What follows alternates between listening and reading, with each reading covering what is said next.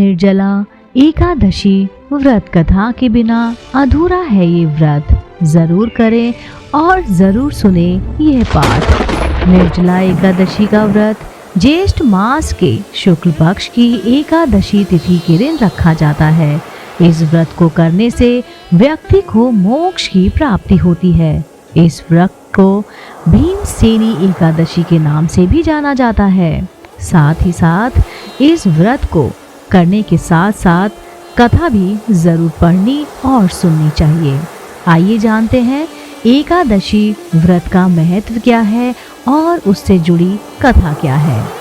निर्जला एकादशी को बाकी सभी एकादशी में सबसे श्रेष्ठ माना जाता है।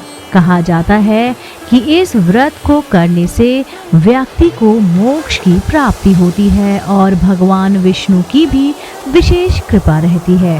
निर्जला एकादशी का व्रत ज्येष्ठ मास की शुक्ल पक्ष की एकादशी तिथि के दिन रखा जाता है। इस बार यह व्रत बुधवार 31 मई को रखा जाएगा।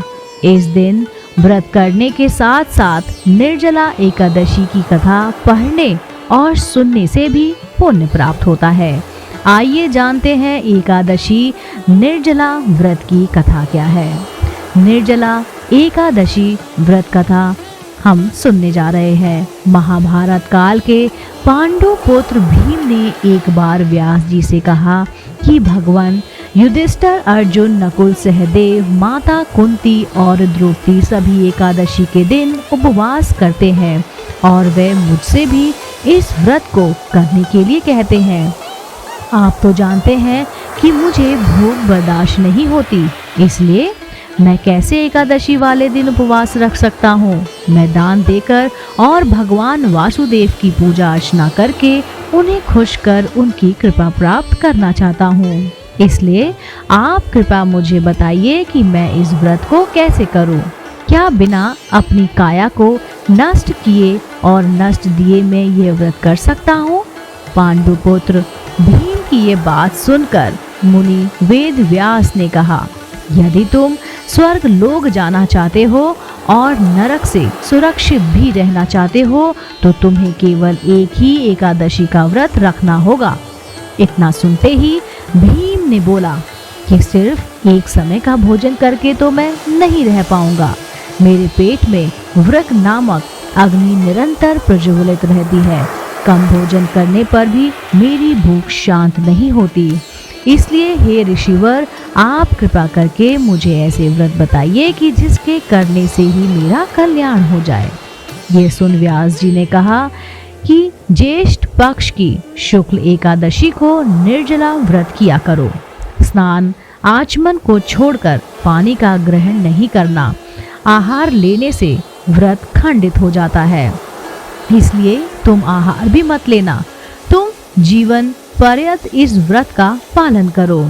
इससे तुम्हारे पूर्व जन्म के किए गए एकादशियों के वाले दिन खाए गए अन्न के कारण मिलने वाला पाप भी नष्ट हो जाएगा। साथ ही साथ इस दिन तुम्हें ओम नमो भगवते वासुदेवाय इस मंत्र का उच्चारण करो। साथ ही गौ का दान करना भी उत्तम माना गया है। महर्षि व्यास की आज्ञा के अनुसार पांडु पुत्र भीम ने बड़ी हिम्मत के साथ निर्जला एकादशी का यह व्रत किया, लेकिन वे सुबह होते होते मूर्छित हो गए। तब उनके चारों भाइयों ने उन्हें गंगा जल तुलसी का चरणामृत पिलाकर मूर्छा से बाहर निकाला। कहते हैं तभी भीम पाप मुक्त हो गए। दोस्तों, उम्मीद करती हूँ आपको ये पाठ जरूर आपको शांति देगा। अगर आप भी एकादशी का व्रत रखते हैं तो मेरे इस वीडियो को देखिए, मेरी सुनाई गई कथा को सुनिए, आपको एकादशी का फल अवश्य मिलेगा। दोस्तों, अगर आप मेरे चैनल पर नए हैं तो आप मेरे चैनल आध्यात्मिक कहानियों को तुरंत से लाइक कीजिए, शेयर कीजिए और सब्सक्राइब करना बिल्कुल ना भूलिए। मैं आपको मिलती हूँ नई रोचक जानकारी और कहानियों के साथ। आप देख रहे थे आपका अपना पसंदीदा YouTube चैनल आध्यात्मिक कहानियाँ।